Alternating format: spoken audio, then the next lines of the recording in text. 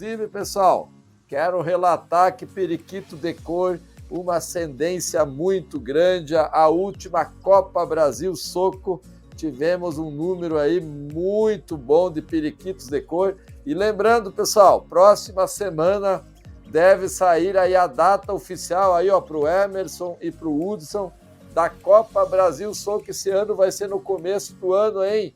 Preste atenção que o ministro da Agricultura nós assistimos um vídeo aí na federação, na FOB, já autorizou então os campeonatos e exposições de aves a partir de 2024 e a Copa Brasil Soco vai ser no começo do ano. A Copa ASOB, pessoal, já tem data, 2, 3 e 4 de fevereiro, lá em Chupinzinho, e com certeza vai ter o Edson aí, quem sabe o Hudson aqui em Chapecó, lá em Chupinzinho, porque com certeza os periquitos de cor estão chegando. Manda abraço aí a dupla dinâmica, Emerson e Hudson. Então, pessoal, dentro desse grupo dos normais, tem os normais normal azul, normal verde, né, face dourada, face amarela, todos os normais eles entram dentro desse grupo. Normais asa clara, né? A gente trouxe aqui alguns exemplos para explicar para vocês o que a gente indica, né, os cruzamentos com objetivo nos campeonatos, tá? Então aqui eu trouxe mais alguns exemplos, ó, trouxe o normal asa clara, né, que está tudo dentro desse grupo. Normal asa canela, né? Então, todos dentro desse grupo, apenas exemplos também para o pessoal ver. Agora vamos falar um pouquinho dos opalinos, né? Que é uma modificação do desenho da pena, né? Seria assim. Ele desaparece aquelas ondulações que a gente tem na cabeça e na parte da nuca. Então eu trouxe aqui um exemplo de um normal e um opalino lado a lado. Só explicando assim em breve, né, Emerson, para poder só o pessoal entender um pouco. Depois a gente entra também o que a gente dá aí de dica para o pessoal. Então ele desaparece, quase desaparece essas ondulações, né, na cabeça ali e na parte da nuca. O ideal é que da nuca em direção ao dorso ali, ele não tenha marcação, que ele seja mais limpo. O que dá o que acaba formando um V, né? É o ideal. Então, os opalinos, quando eles não são usados para trabalhar os rainbows, né? Acho que seria melhor para o criador ele ir selecionando esses opalinos, às vezes cruzando com outro opalino, que seja um opalino mais limpo, que não tem essas marcações depois ali da nuca, né, em direção ali às asas, não tem uma sujeira, entre aspas, assim.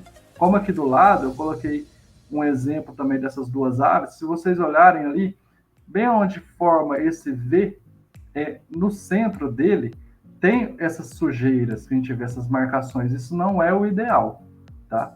Então, a gente vai selecionando as aves e cruzando entre os opalinos que sejam mais limpos e vai selecionando. É um trabalho difícil.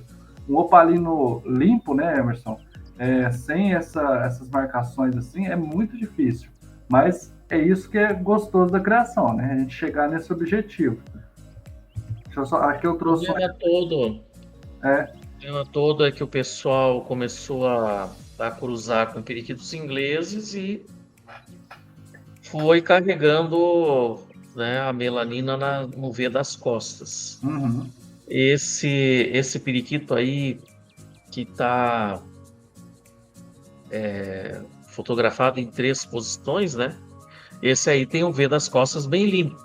É isso aí que nós estamos procurando, tá? Isso. Nós vamos procurar isso aí, mas não é impossível, tá? Ele é difícil, mas não é impossível. Aí, agora, é que nós vamos ver até onde chega o nível técnico dos criadores, tá? Então, o nível da especialização começa a ficar tão grande que não basta mais simplesmente fazer um cruzamento aleatório, né? Tem que fazer um cruzamento programado. Eu aqui, por exemplo, estou tentando. Eu já tenho uma ninhada com ovos fertilizados, onde eu estou cruzando um macho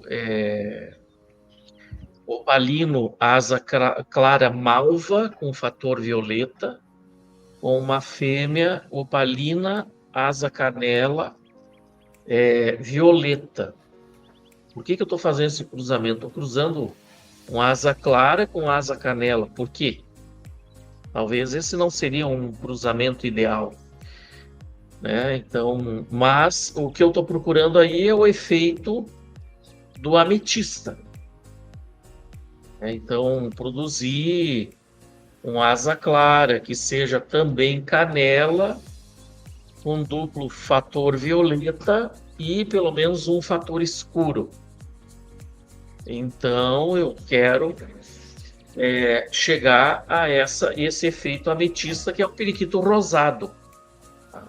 Ele vai ter um tom rosado, porque o marrom, né, de acordo com o que os biólogos têm falado, ele está numa vibração mais da cor vermelha. Ele é mais próximo do vermelho, tá? É muito interessante. Eu não tinha noção disso, porque a gente não sabe tudo, tá?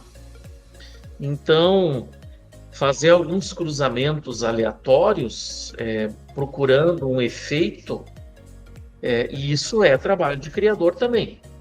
Agora, fazer cruzamento aleatório sem nenhum objetivo também não é legal, né? E isso aí que o Hudson falou, vamos agora cruzar o opalino com o opalino e selecionar, né? Então, selecionando as aves que têm o V nas costas limpo. Eu tenho aqui aves opalinos com o V nas costas limpo. Eu já tenho aqui. Mas realmente manter é complicado.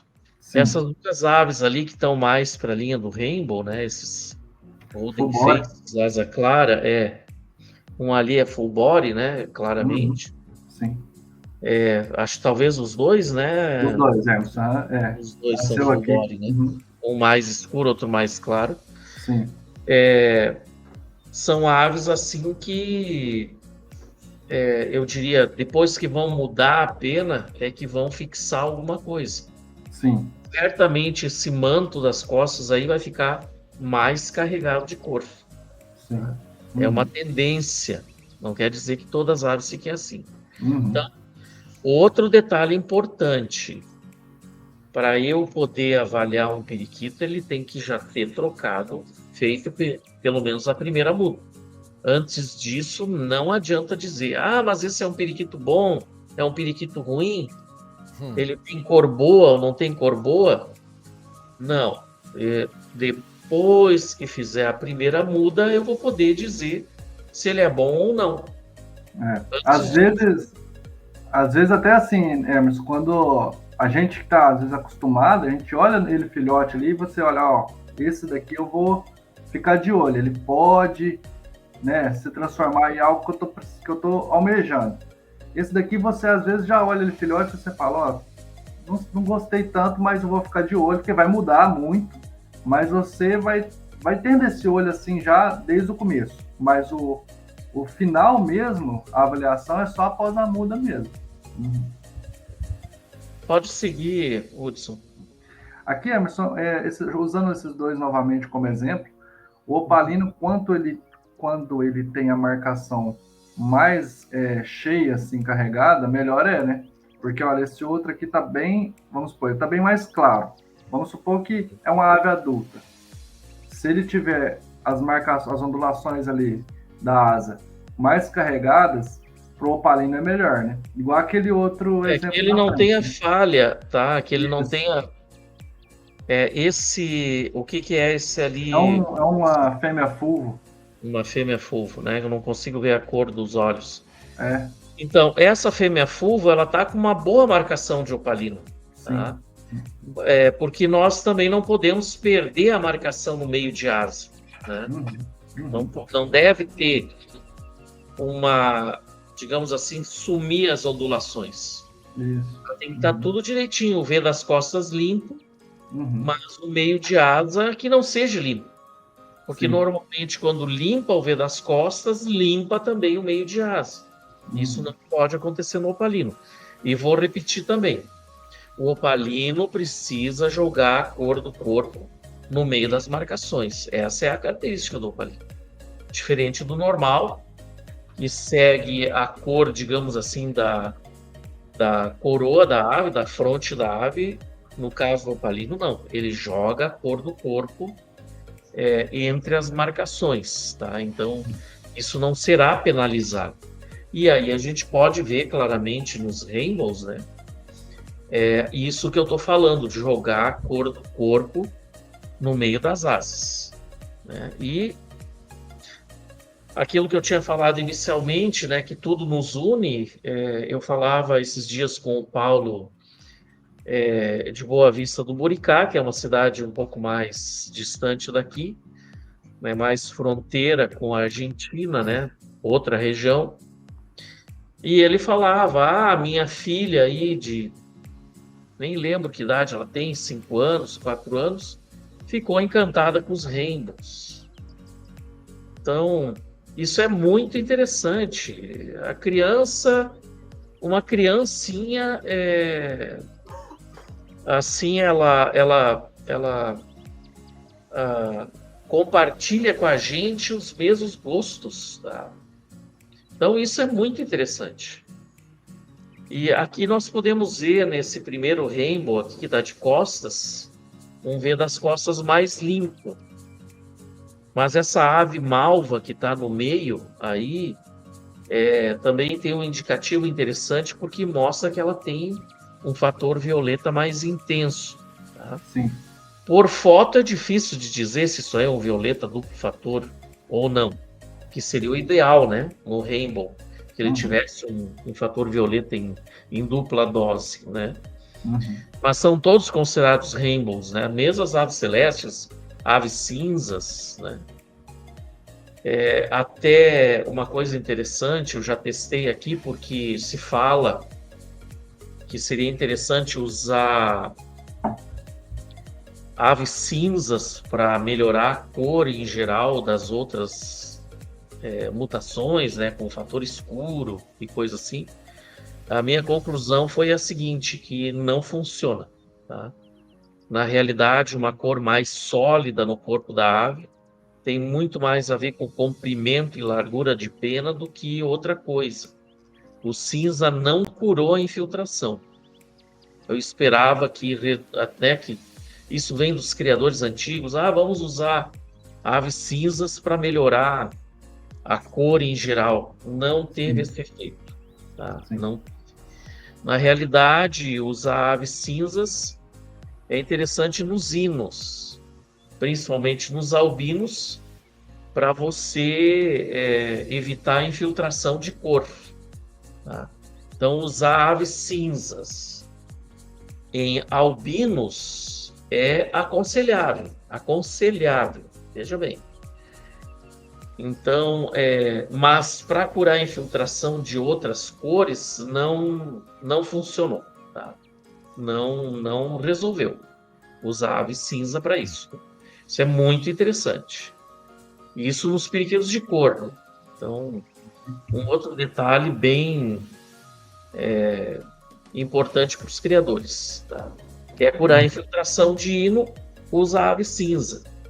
Mas eu diria também assim, que se for usar o cinza em aves violetas, em aves com fator escuro, vai produzir uma ave um pouco atípica, porque ela vai continuar sendo um cinza, mas aí vai ser um cinza escuro. O cinza escuro, na realidade, ele seria uma ave malva e cinza ao mesmo tempo, tá? Com 2 fatores escuros, mas cinza. Então fica uma cor muito atípica também, tá? Mas aquela regra que a gente utiliza para o julgamento dos periquitos de cor. Os que tiverem com melhor morfologia e que tiverem uma cor mais bonita, né, mais adequada, ficam na frente. Pode passar aí.